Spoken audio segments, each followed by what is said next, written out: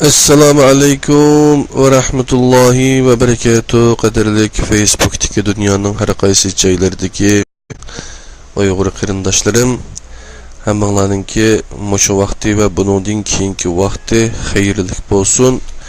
Men Abdulaziz Beshto'g'roq Istanbuldan Bayrampaşa'dagi tadbir şirketimizden sizlarga Allohning jannat salomi bo'lgan Assalamu alaikum ve rahmetullahi ve berekatuhu degan salamni berish bilan birlikte tadbiriyay sin dersleri, yani Facebook sin dersleri 6.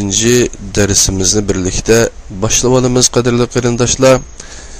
Bunun da biz tünigen Erkin Sidiq yazmaları Tor kitap 2. kısımda tiz kitap o'qish mahorati to'g'riliq bir dars qildik. Onundan keyin yana bir ustozningki kitob qurbonlari to'g'riliq ma'lum mazmunlarni qistirib o'tdik qadrli qarindoshlar. Bugun yana shu kitob o'qishga munosabatlik Uyg'urlar nima uchun kitob o'qimaydi?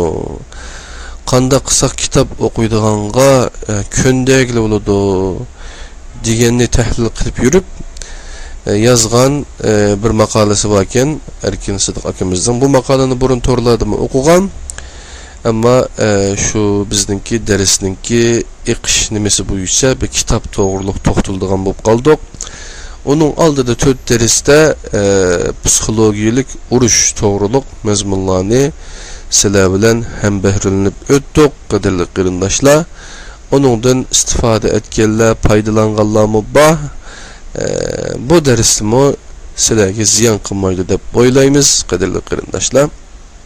Buningki maqsadimiz iqtisodiy manfaat emas qadrli qarindoshlar.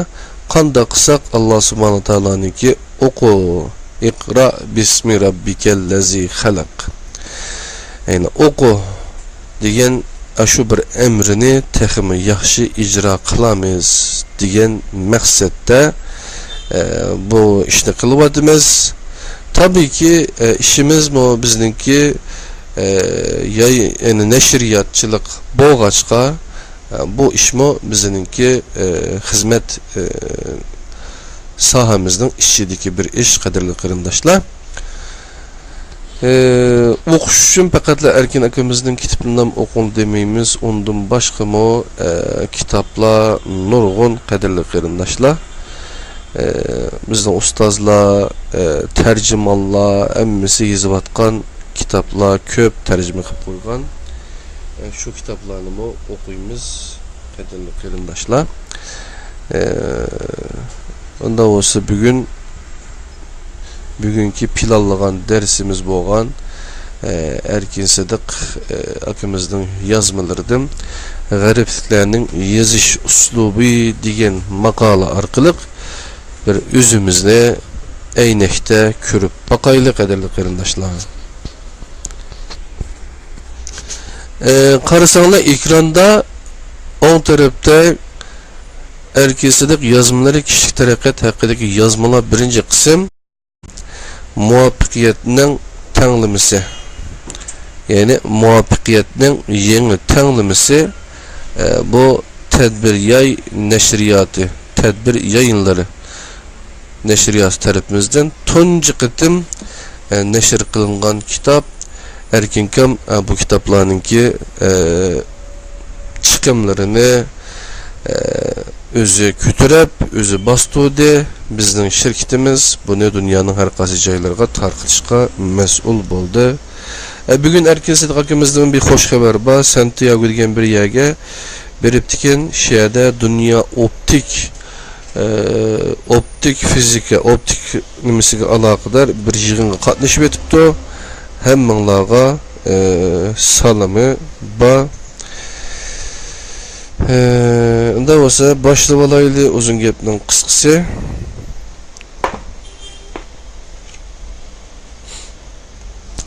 G'aribliklarning yozish uslubi 2008 yılı 4 ayning 7 kuni. Yani bundan 9 yıl burunqi maqola ekan jenim do'stlarim. Hammalarning xabarida bo'lgandek, hozir Uyg'urlar qandoq qilib o'zining milliy mavjudligini saqlab qilishdan iborat bir keskin masalaga duch kelyotdi.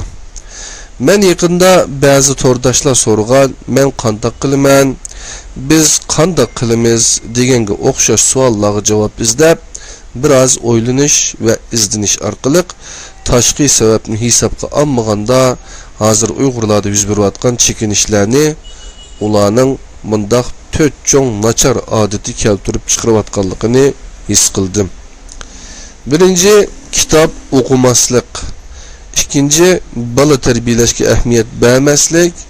Üçüncü, o'zaro uyuşalmaslik.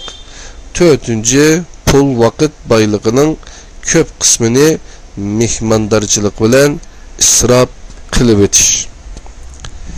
Yana bir tarafdan men navbatda Uyg'urlarning eng muhim vazifasi mundaq 3 ishdan iborat ekanligini his qildim. Milli sapani o'stirish, milli ruhni urg'utish va milli kimlikni saqlab qilish. Men bu nishonlarni ishga oshirishning xalqaro qadam bosqichlarining biri Uyg'ur yosh o'smirlarini mehmondorchilik faoliyatlariga va naqsh usulga emas, kitob o'qishga amroq qilib tarbiyalash, yana biri bo'lsa, hozirgi ishdan sirtqi vaqtlarning mutlaq ko'p qismini so'rim faoliyati uchun sarf qiladigan odatni o'zgartib, o vaqtning bir qismini, masalan, yarmini kitob o'qishga ajratadigan qilish deb o'ylayman.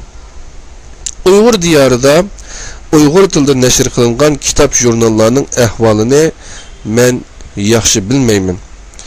Men yaqinda ko'rgan bir materialga asoslanganda, hozircha butun dunyoda 175 milyondan ko'p turdagi kitob nashr qilingan bo'lib, hozir har yili nashr qilingan kitobning turi 1 milliondan oshadi ekan.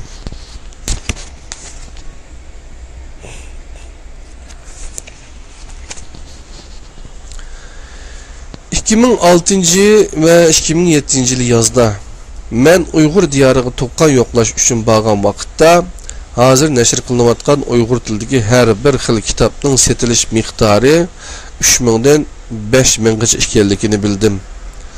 Uyg'urning nüfus soni bilan solishtirganda bu son faqatla yo'q degandan salla yaxshiroq bo'lib, men bu ahvoldan cho'chib ketdim. Shuningdan tortib mening kallamda mundaq bir savol zodida ketmadi. Uyg'urlar nima uchun kitob o'qimaydi? Men kichik vaqtimda kitob o'qishga bek amroq edim, lekin o'qiydigan kitob yo'q edi. 1971 dan 1976 yillari men o'rta maktabda o'qigan 5 yil jarayonida Xanzuchadan tarjima qilingan yosh o'smirlar kitobidan faqat bir qanchasila chiqqan edi. Yaqinqi zamondagi tunji Uyg'ur romanimi Qayim Turdi tarafidan men oliy maktabda o'qiyotgan vaqtlarda nashr qilingan edi. Uyg'urcha nashr qilingan kitob jurnallarning soni hozir u chog'dagidan jiq ko'paydi deb o'ylayman. Lekin Uyg'urlar nima uchun ularni o'qishga qiziqmaydi? Yuqorqi savolga javob izlab, men chet elda chiqadigan kitob maqolalar bilan Uyg'urlarnikini ozroq selishtirib ko'rdim. Hamda bir qancha cho'ng farqlarni bayqadim. Bu yozmamda o'zim bayqagan shu farqlarni tasvirlab o'tmoqchiman. Ya'ni bu yozmada men hargizmi g'aribliklarning yozish uslubini ilmiy asosda tafsili yoki umumyuzlik tonishtirib chiqmayman. Uning o'rniga ularda bor, ammo bizda yo'q ba'zi yaxshi uslublarni ko'rsatib o'taman. Maqsadim Uyg'ur diyoridagi yozuvchilarga, bo'libmi yosh yozuvchilarga va buningdan keyin yozuvchilar qo'shiniga qo'shilmoqchi bo'lganlarga g'arib ellardagi yozuvchilarning kitob maqola yozish uslubidagi ba'zi yaxshi narsalarni tonishtirib berish. O'zimning Uyg'urcha saviyasida 1983 yildan keyin hech qanday ilgirlash bo'lmadi. Uning aksicha chet elda yashab yurib, xeli zo'r chekinish bo'ldi. Uning ustiga men bir ijtimoiy fan sohasidagi yozuvchimi emas. Lekin men özümning kasbiy doirasida ingliz tilidagi ilmiy tadqiqot maqolalarini yozib e'lon qilayotgani xeli uzun bo'ldi. Bugunmi yani 3 kun davomlashadigan yig'in o'xshaydi. Erkinkamning deyishicha erta o'gün Erkinkam o'zi shaxsan yozgan 2 maqolani sunib ekan, shu maqolani qabul qilibdi. Şehirde o'qiydi ekan, qadrli qarindoshlar. Bu xo'sh xabarmi esingizda bo'lsin. U albatta inglizcha. Doktor aşçılık bilan shug'ullanayotgan mezgillarda ve onundan keyin bir qancha yuqori texnologik şirketlarda ishlash jarayonida Amerikada chiqadigan bir qancha ilmiy tadqiqot jurnallariga tekshirib tasdiqlovchi bo'lib bakkan edim. Yaqinda o ishni yana qayta boshladim. Uning ustiga men davomli ingliz tilidagi har xil narsalarni o'qib, ularni Uyg'urlarninki bilan solishtirib turaman. Shu men bu yozmada o'ttirg'i qo'yilgan narsalarning belgilik asosi bor. Qadrli qarindoshlar, men Erkin akamizningki ash yig'inga aloqador xo'sh xabarini 4 minutlik narsa ekan, sizlarga hozir anglitib o'taman. Biraz saqlab turinglar.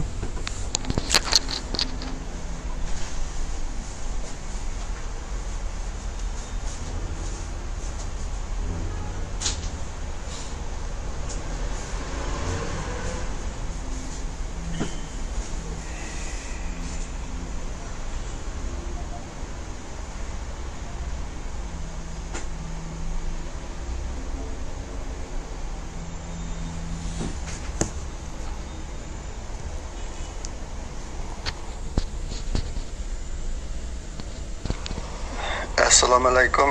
Ana tilim topidagi barliq qarindoshlar. Men Amerika, Kaliforniya, Los Angeles shahridagi Erkin Sidiq.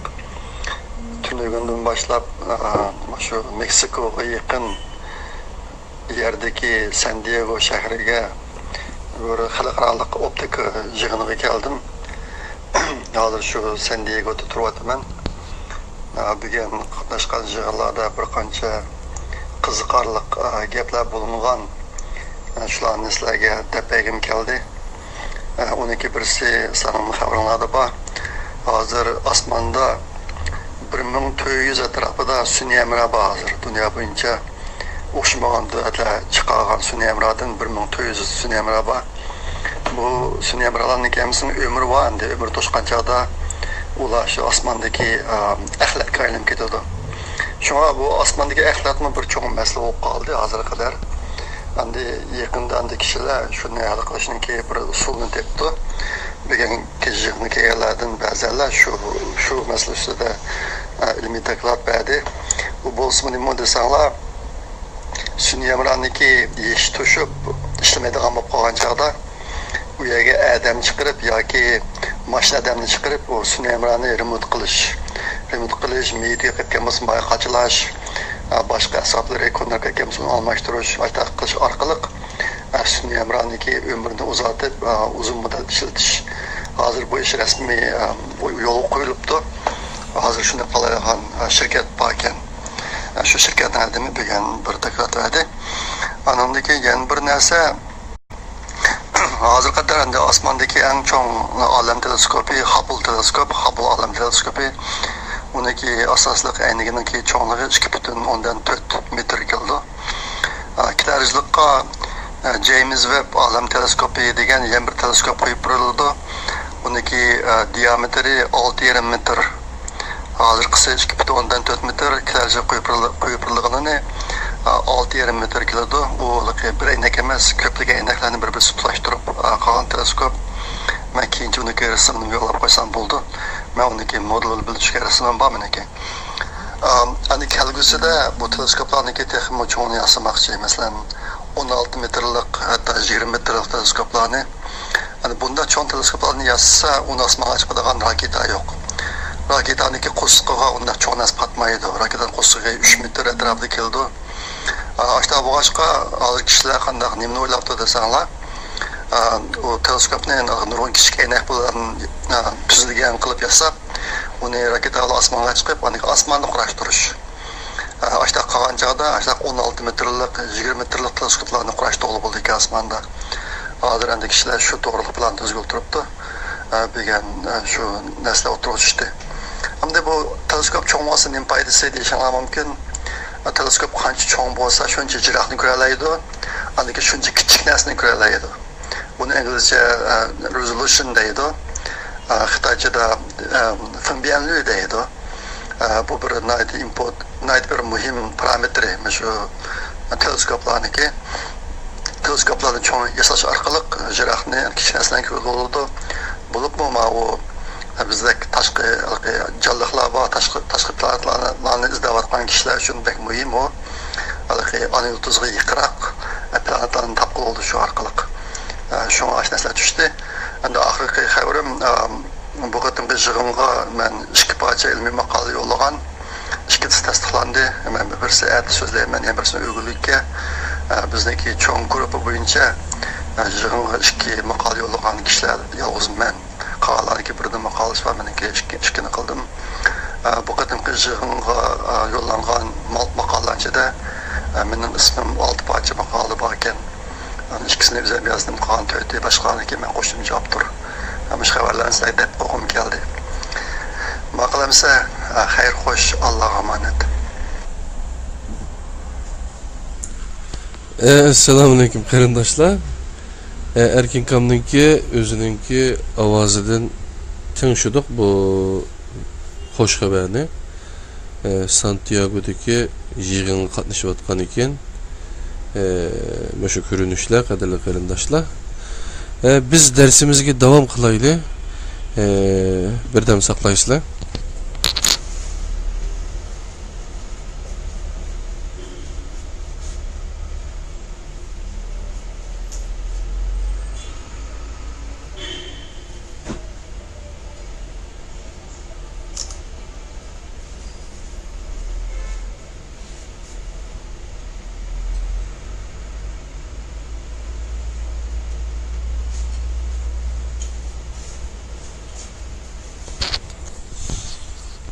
Demek ki şu garipliklerin yazış uslubu doğruluk ve ilmi makale doğruluk gaplar bulunup öttü. Özününki hazır İngilizce okuvatkan makalemizde şu. Makalen yazıvatkanlık ilmi makalelerine. Şularını sözlep gelip erken bana yaptı. Uygurların kitap okunmasının sebebi nahit köp. Bu sebeplerin işi de ben üzüm oylap yeterligerleri tüvenliklerin ibaret. Birinci, Uygur ailesi ve Uygur cemiyetinde kitap okuş umumlaşmay, onun ornuğa mihmandarçılık evic ağan. İkinci, balalar küçük vaxtının başlapla kitap kızgıdığan kılıp terbiyelenmegen. Üçüncü, kitap jurnallardaki mezmunlarının urulaştırılışı ve yazılış uslubunun kişilerini celp kılış gücü yeterlik emas. Kitap okuşunun dördüncü, kitap okuşunun paydası tez çıkmaydı. Şoň ýyrakny körenmedigen kişilerni kitap ança jelip kılalmaydı. 5. Hizmet tepiş ve hizmeti ösüş işleri kitap okup ilgiligen bilim bilen ança oň tanasip emas. Bilimni işletmeslik ahvalımı nahayeti eğir. İşletilmeslik ahvalımı nahayeti eğir. 6. Bazıda adam kança köpni bilse şunça asan balağa kalıdı. Men bu yazımını yukarıdaki 3. sebepli körüsüge meselelerini hal kılışka paydalık bolsun üçün yazıvatımen. 3. sebep, kitap jurnallardaki mezmunlarının urulaştırılışı ve yazılış uslubunun kişilerini celp kılış gücü yeterlik emas diyen sebepken. Menin bu yazmada aşı bir meseleni tanışım hergiz onun en çoğ ve en halkılık mesele boğanlıkıdın emas. Uygurlar kılışqa tegişlik bolgan, kıla alaydıgan, lekin tekhiş kılmagan bunundan başka muhim işlamı az emas.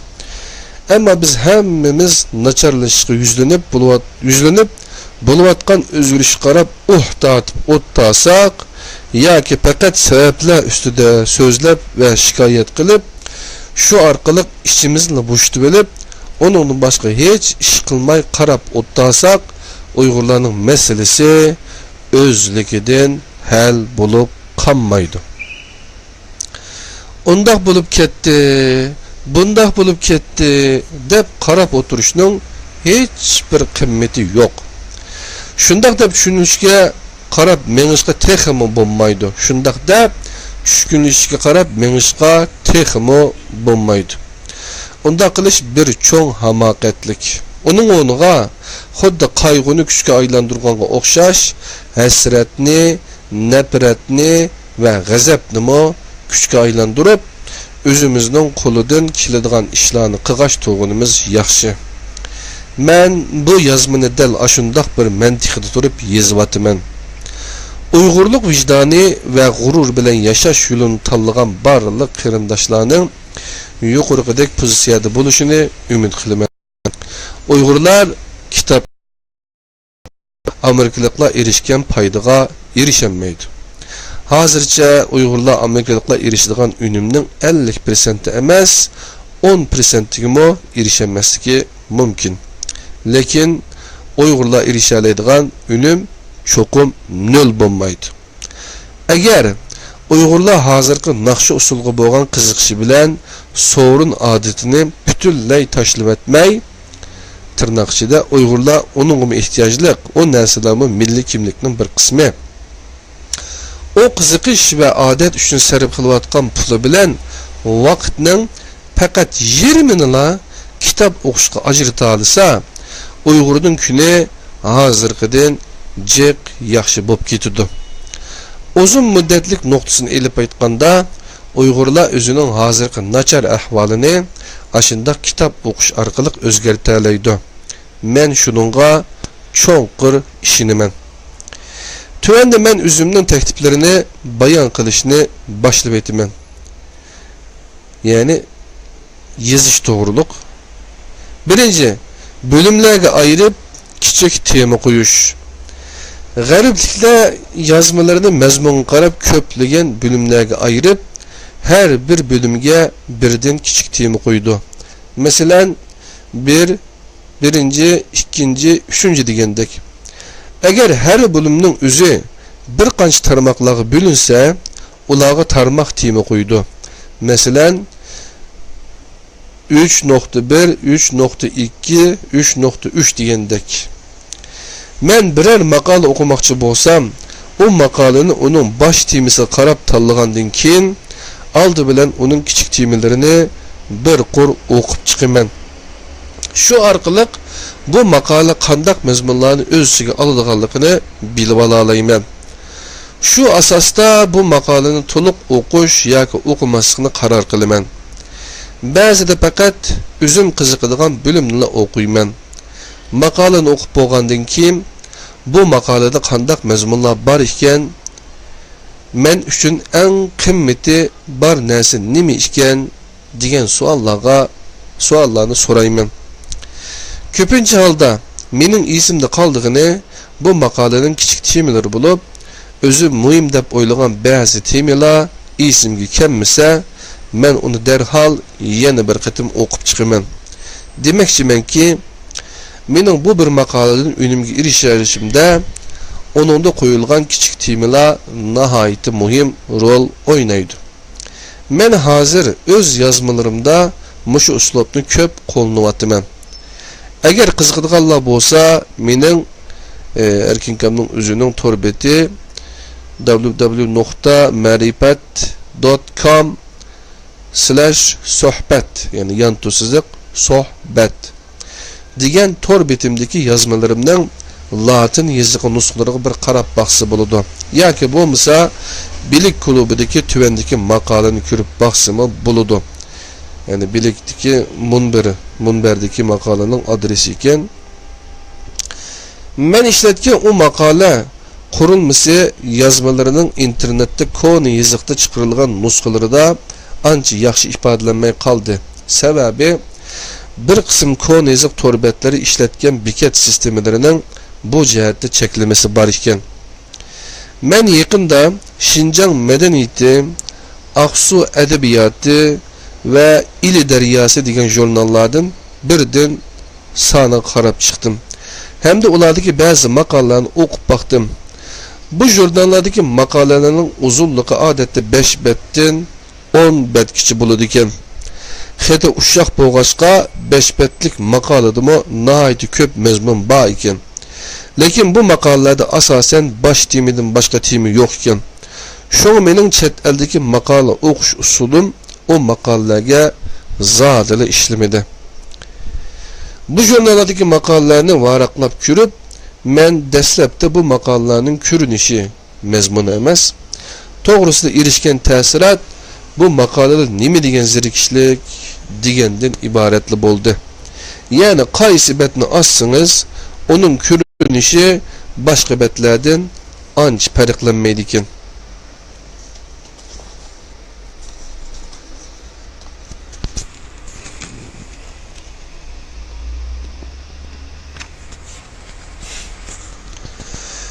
Men bir qatim televizorda bir Arab shahrini ko'rganda ashundaq hissiyatga kelgan edim. Hamma uylarning yasalish shakli bir-biriga o'xshash. Hamda hamma uylarning rangi oq. Men yuqorqi jurnallardagi maqolalarning ba'zilarini 1-2 abzas o'qib beqibli zirikdim. Qolgan qismida nima mazmun borligini intayin bilgim bor edi. Lekin unda qilishning faqat bir chorasi bor ekan. O bo'lsa-mo bütün maqolani to'liq o'qib chiqish. Lekin mening uningga vaqtim va toqatim bo'lmadi. Demak, kichik temalarning ishlatilmasligi tufaylidan men ba'zi maqolalardan foydalanmadim. Hamda o maqolalarni aslida ko'zlagan unimga erishaolmadi. Yuqorqi jurnallardagi maqolalardan birarini o'qib, bugun tugitib bo'la olmay, erta davomini o'qimoqchi bo'lsa, qalam bilan belgi urib qo'ymagan ahvolda tunugin kelgan yerini tepishmo ancha oson emasken.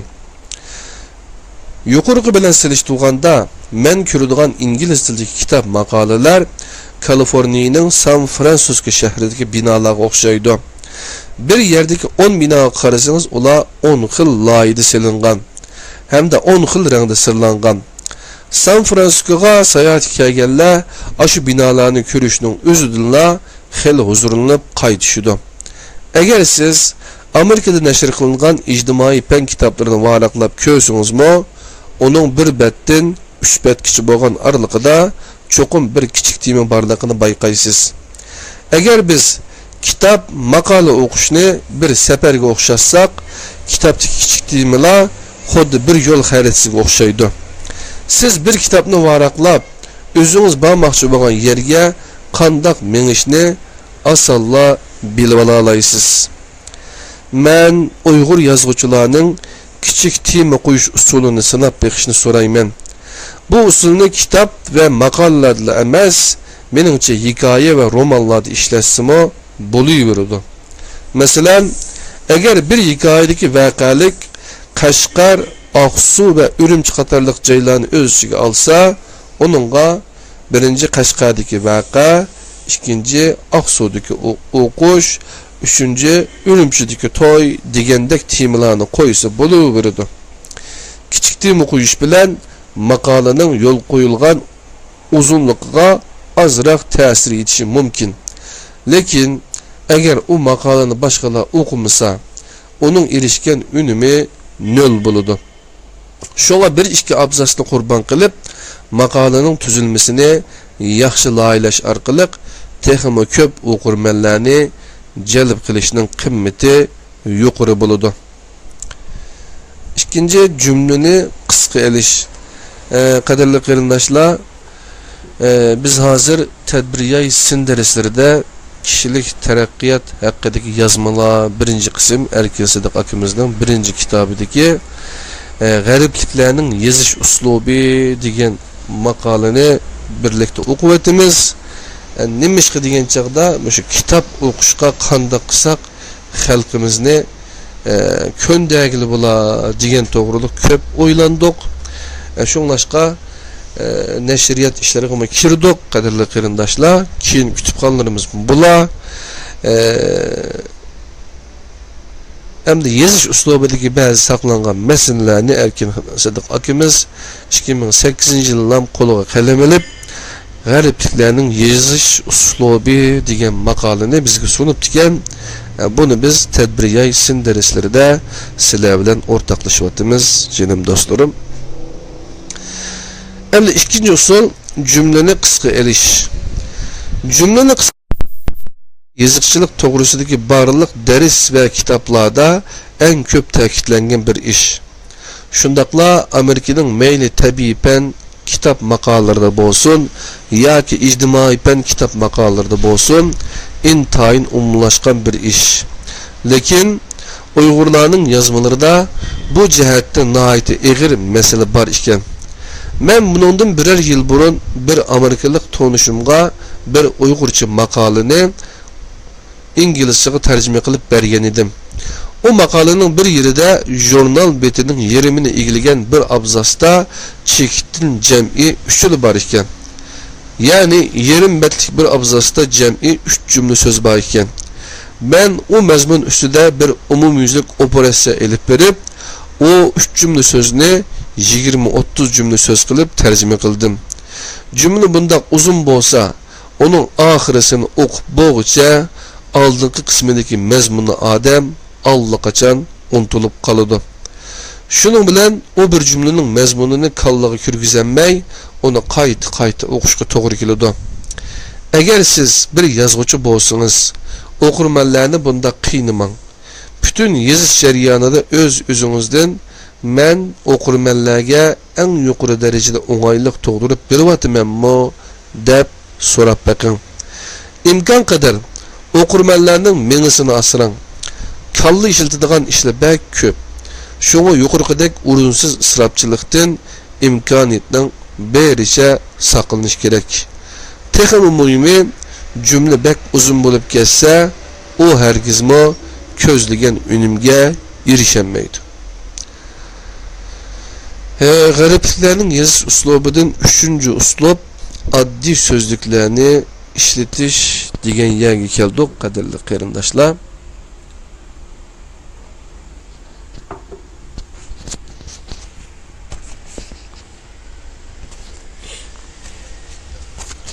Uyg'urchadagi ruxsat so'rash bilan ijozat elish degan so'zning ma'nosi o'xshash. Lekin ruxsat so'rash degan so'zni boshlang'uchning 1-sinfining bolalarimi tushuna olishi mumkin.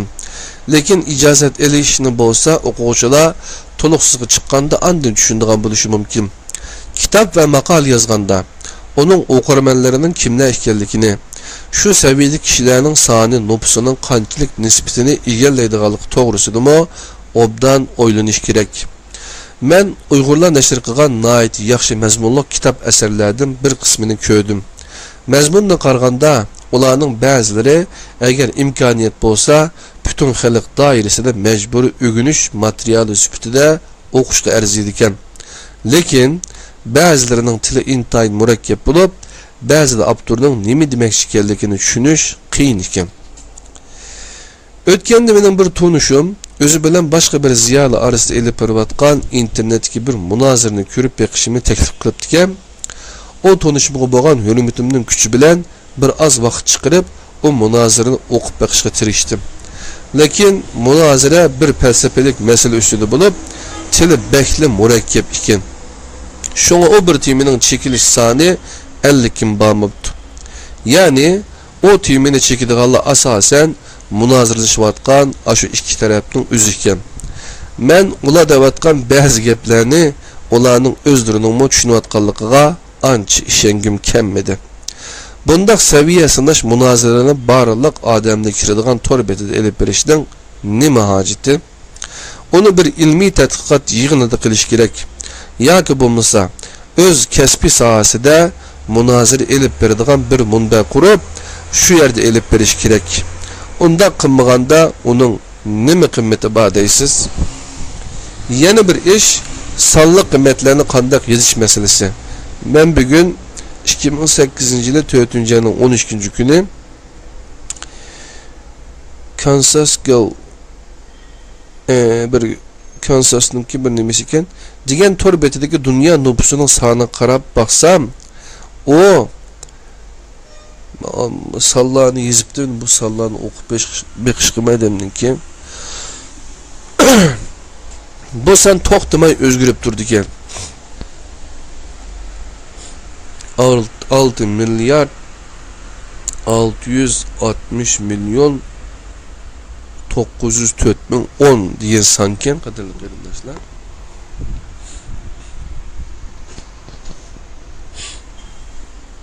Bu sanni bir o'qib beqing.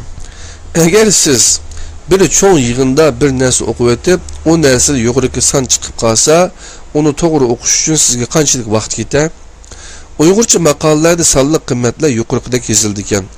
Yoki bo'lmasa butunlay so'z bilan yozildi ekan. İngiliz materiallarda yuqori son deb yozildi debdi. Peşçikler bilan ayırıp yazganını ko'rsatibdi, qadrli qarindoshlar. Yani her 3 hatalık songa birden peş qo'yiladi. Her 3 xonalik songa birden peş qo'yiladi. Sonning orqa tarafidan oldiga qarab mangsangiz, birinchi peş mingni, ikkinchi peş milyonni, uchinchi peş bo'lsa milliardni ko'rsatadi. Shunga siz hech qanday avara bo'lmayla hozirgi dunyo nüfusi 6.7 milliardga yaqin ekan deganni bilib olasınız. Sizning 1 2 3 4 5 so'm pulingiz bor bo'lsa-mu 123 ming 45 so'm pulingiz bor bo'lsa-mu, yani 12.345 so'm pulingiz bor bo'lsa-mu, o inglizchada 12 peş 345 dolar deb yoziladi. En oldidagi belge dollar deganni ifodalaydi. Mushuningga o'xshash ingliz tilidagi kitob va maqolalarda hamma narsa o'qirmanlarning ishini oson qilish va eng yuqori unumga erishish uchun loyihalangan bo'ladi. Mayli boshqalarga bilim berish bo'lsin, boshqalarning ma'naviy hayotini betish bo'lsin yoki o'z saviyasini namoyon qilish bo'lsin, bu maqsadlarga yetishning oldingi sharti yozgan narsasi boshqalarni jalb qilish, yozgan narsasini boshqalarga o'qitish. Agar boshqalar o'qimasa, yozgan narsaning hech bir unumi va qimmati bo'lmaydi. Bir kitob yoza oladigan saviyaga yetmak bek tez. Ashu keyin hozirgi sharoitda biror kitob yozib nashr qildirmoq texmo tez. Shundoq bo'lg'achqa her bir cümleni yazganda işletken sözlüklerini intayin astoydil tanlash kerak.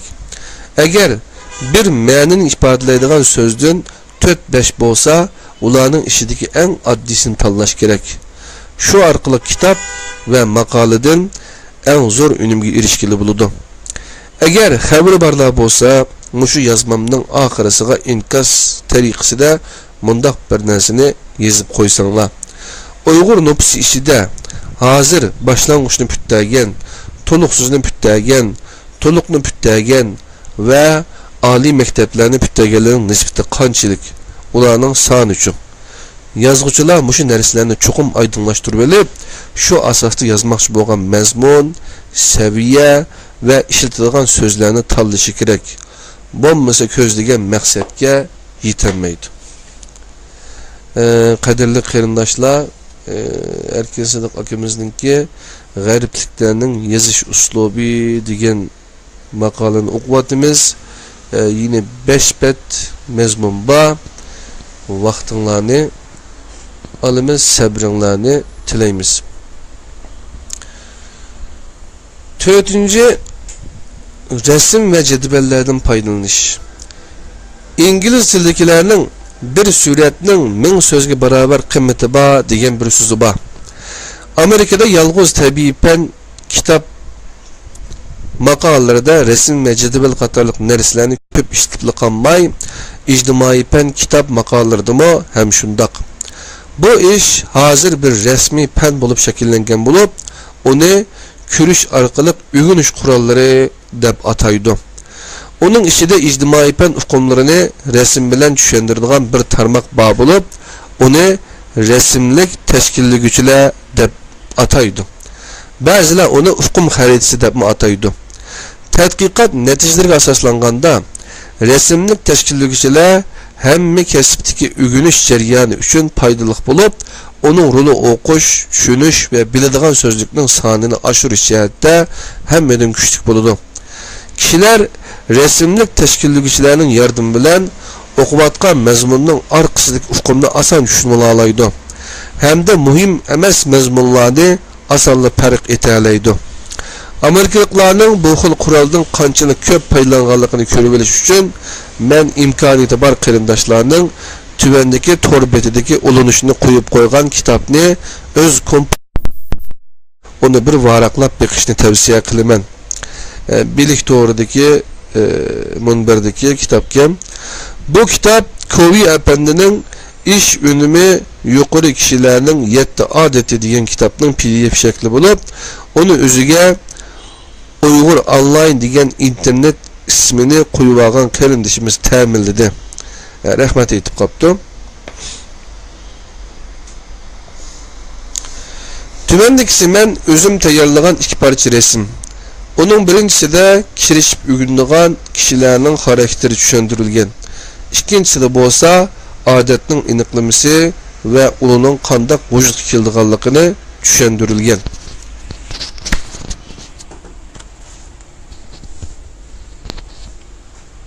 O resim, şu resimken qadrli qarindoshlar. Birinci resim kirishib o'rgangan kishilarning xarakteri, kirishib o'rganganlar hemkarlaşqa mahir kilodo, mas'uliyatchan kilodo, strategiya boy kilodo, do'stlik nima? Rusluq kilodo debdi. Astidikisi odatning aniqlamasi va uning vujudga kelishi debdi. Odat, bilim, maharet, arzu deganlarning birlashmasi. Bilim nima qilaman, nimishqa qilaman, maharet olsa qanday qilaman, arzu olsa qilg'imba deganlar bilan odat shakllangan qadrli qarindoshlar.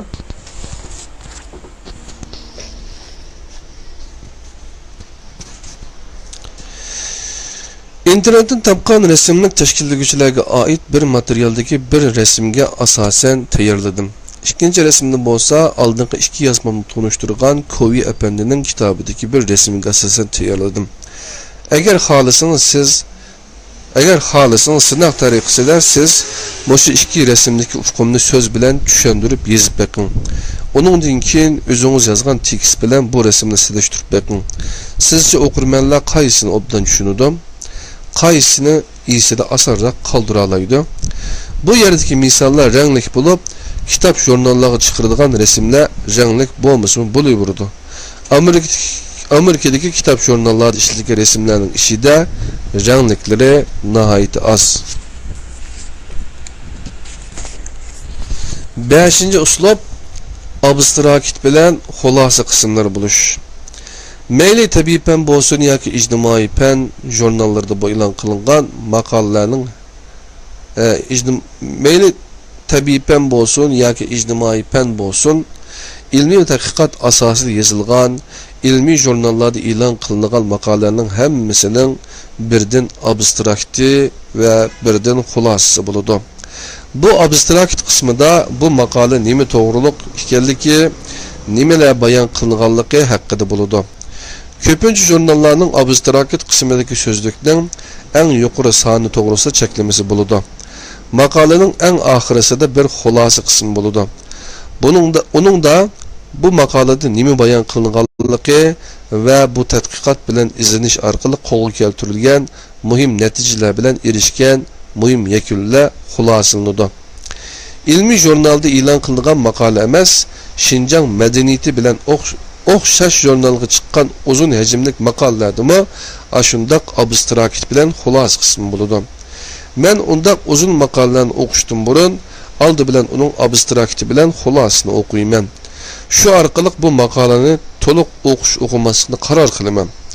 Ko'pincha ahvolda kishilar bundaq uzun maqolalarni to'liq o'qigan taqdirdami, eng oxirida o'qirmanlarning esida qoldig'ini ashu maqolaning eng oxirgi xulosa qismida bayon qilingan mazmunlar bo'ladi.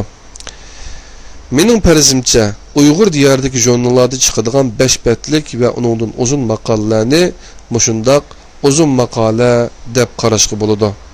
Şunu onunla bir abstrakt bilen bir xulasa qismini kirgizib qo'yishning o'qirmanlar uchun zo'r foydasi bor deb o'ylayman.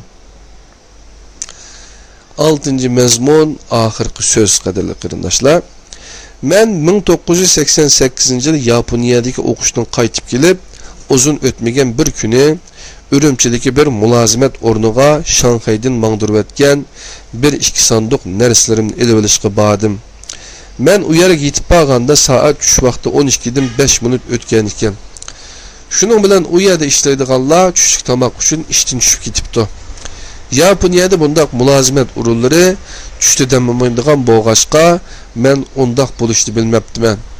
Men qolgan 15 ta kishilar bilan u yerdagi bir kichik uyda 2 soatga yaqin o'chirib turib saqladim. Saat tushdan keyin 2 bo'lganda o şirketning bir odami chiqib, bugun chorshanba, tushdan keyin siyosiy o'g'inish bor. Shunga biz ishlamaymiz, at kelinglar dedi.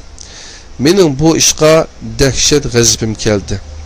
O'zingni dunyodagi qadimiy madaniyatlik ellarning birisi deb hisoblaysan. Undaq bo'lmasang qanday qilatding? Bir varaq qog'ozga 2 jumla so'z yozib, derizanga chaplab qo'ysang bo'lmasmidi deb o'yladim.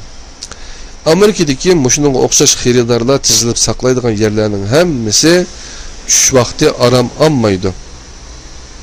Hamda har xil usuldan foydalanib, xaridorlarning ishini nihoyat qulaylashtirdi.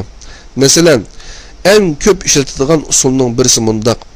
Bir cho'giladigan kichik chaqda numur bar qog'oz yo'gaklik bo'lib, bundaq o'ringa kirgan xaridorlar oldi bilan ashu numurdan birini oladi. Ondan xaridorlar tayyorlangan o'rindiqda o'tirib saqlaydi. Mulazimat o'rnining xodimi yoki navbati kelgan numurni chaqirdi. Yoki bo'lmasa navbati kelgan numur bir kichik elektronlik ekranda ko'rinadi. Siz shu chaqda mulazimat pokiga borasiz. Charchash yo'q, arqa eshik yo'q, o'chiratga qo'shilib olganlar yo'q. Hamda urushmi yo'q. Demak, Amerikada bir kichkina ishni ortiq qilish orqali xaridorlarga yuksak darajada o'ng'aylik tug'dirib berilgan. Yuqorqidek bir mulazimat jarayoni bir qaloq jarayondan bir madaniyatlik jarayonga o'zgartirilgan. Nurg'un kishilar ishlatiladigan bir narsani yasab chiqadiganlar cho'qim eng muhim omillarning birisi qatorida ishlab chiqargan narsaning ishlatishga qulaylik ekanligi emasligi to'g'risida cho'nqur bosh qatirishi mumkin. Cho'nqur bosh qatirishi kerak.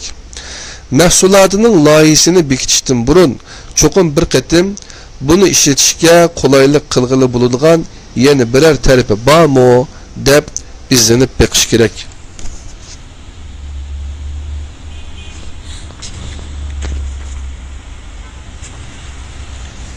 Agar siz tutquchi yo'q eshikdan birini ishlab chiqarib, uningdan 10,000 dona satsangiz, bu sonni ingliz tilidagilar 10-3-0 deb yozadi.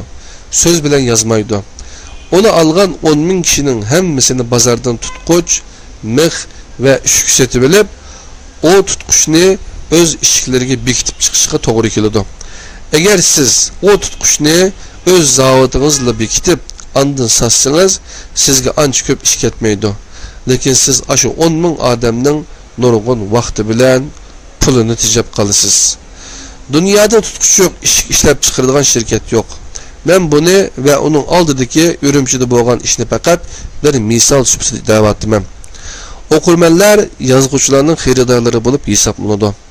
Shunga siz bir yozuvchi bo'lsangiz, bir maqola yoki kitobni bitirgandan keyin yetarli vaqt chiqarib, men yuqorida o'tirib qo'ygan takliflar asosida o'qirmanlarning qiziqishi, tushunishi, asli qoldirishi va foydalanish uchun men qilib beradigan yana biror ish bormidi deb cho'nqur o'ylanib baqing.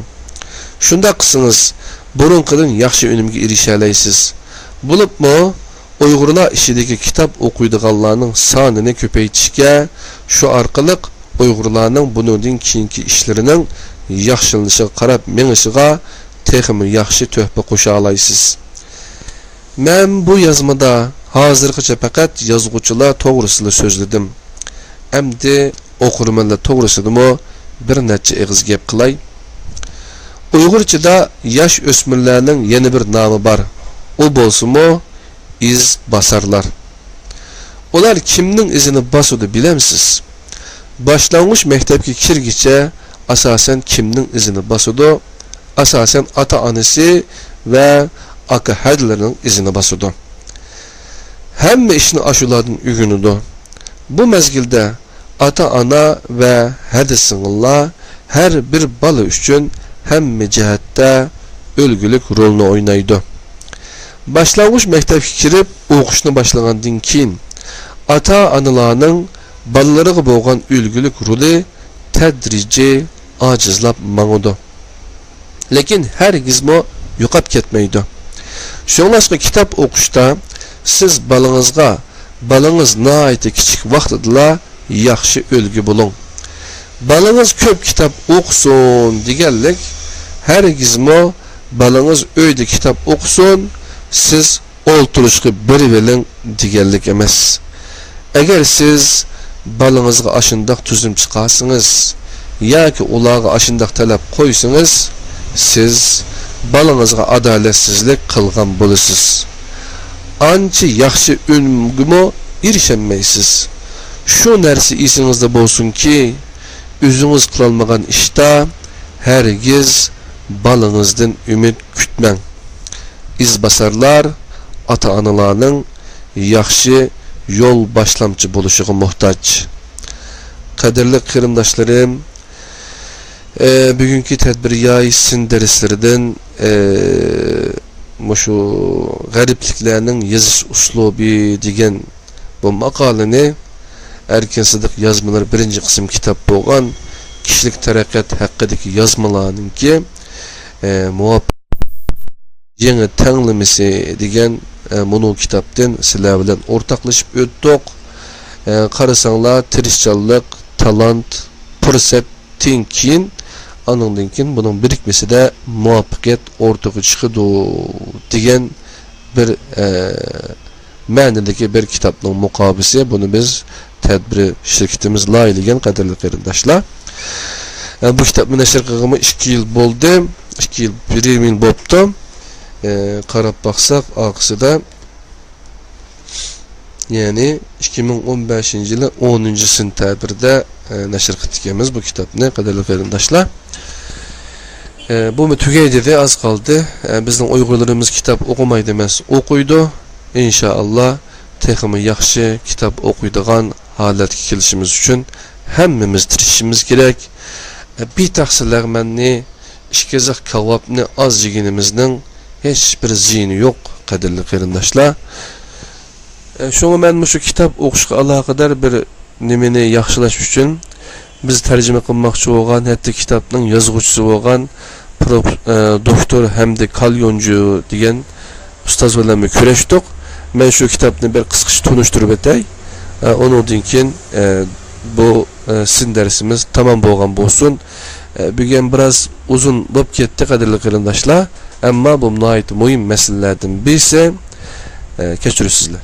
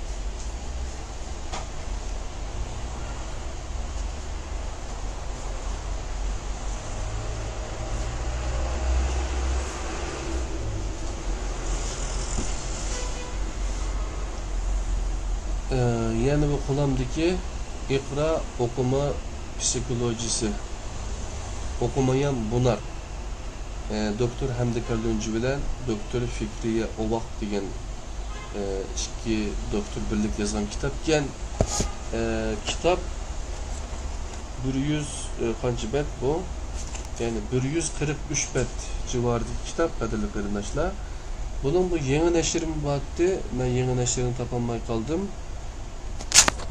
Bu Doktor Hamdi Kalyoncu, Doktor Fikriye o vaktin birleşip yazgan İkra, yani okuma psikolojisi, okumayan bunar degan Türkçe kitap. Bunu biz Uygurmen halisane tercüme tahrir grubu deb Facebook'ta bir grup okunmakçı ola bir ilan çıkargan bir 2-3 ay burun. En köp talaş tartışlar boldu o tema to'g'riliqmi. Şu kitapni men Doktor Hamdi Kalyoncu bilan ko'rishib, she'rga berib, o'zininki shu anaqa nimada şu Zeytinburnu'da ötüdüğün tramvay var. Şu tramvayın ahirki nimesi olan bir meydan. O yani ismi kime da hazır. Aşağıdaki işleri berip bu kitaptan 30 tane elip onun aldırdı bana sen bu kitapını özden tercüme kısan ben sana iş hakkını verme diyen hatta imzamı koyup bergen o özünün imzası. Ben hem de bunu eğer iş hakkını alsak biraz köpürak çıkım buludu. Şuna bunu bir 30 tane kitap bersen ben 30 bizninki adamlık ibersem bu kitapını şula okup baksa onun dinkin eğer bu kitapını birlikte tercüme kıla deydiğen halet hikayesi birlikte tercüme kılamız bo'lmasa eğer bo'lmay qalsa onun dinkin ben Uygurçasını başka bir kardeşimiz Hanzuçasını tercüme kıla degan gapni deyishib kelgan. O kitapni akilib taqatdim qo'limda qancha talla qilib qoldi qadrli qarindoshlar. Shu o'qish nimasini yuksaltirish uchun, o'qishning unumini yuqori ko'tarish uchun, o'qishga bo'lgan ko'z qarashni to'g'rilash uchun Alloh subhanahu taolo o'qu bilan boshlaydi tunji amrini. Shunga bu to'g'rida qilishga tegishli nurg'un ishlarimiz bor deb o'ylayman.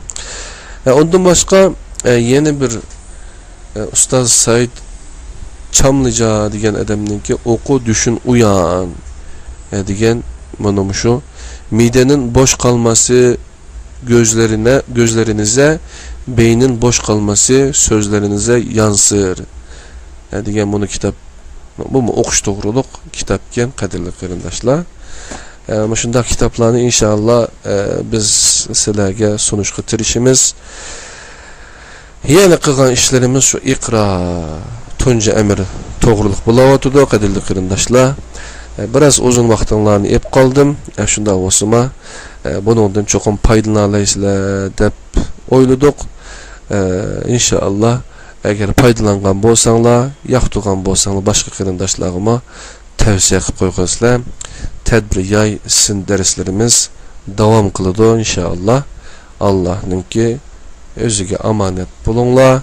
Esselamu Aleyküm ve Rahmetullahi ve Berekatuhu. İstanbul'dan Abdülaziz Beştoğrak Kerindişinla Bayrampaşa'daki tedbir şirketi tedbir yayın neşriyatıdan sizlerge Allah'ın salamını kılış bilen Esselamu Aleyküm ve Rahmetullahi ve Berekatuhu deyiş bilen sizden Allah hitap şöyle ve Aleyküm Esselam.